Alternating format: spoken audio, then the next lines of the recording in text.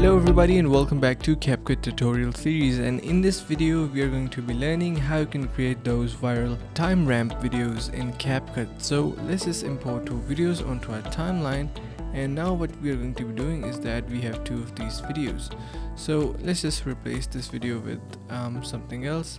Let's say we have this particular video.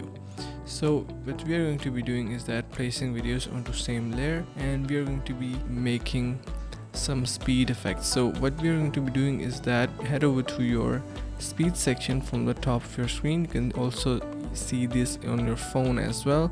Head over to customize, and from the end you're going to be increasing the speed. Increase this one as well, and now you will be able to see that we have this speed effect at the end of our video.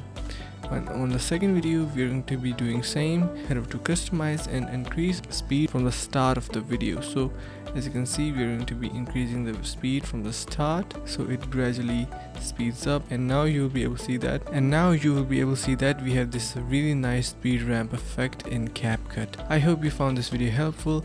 If you did so, make sure to subscribe to the channel, like the video and share with your friends. Thanks for watching. See you in the next one.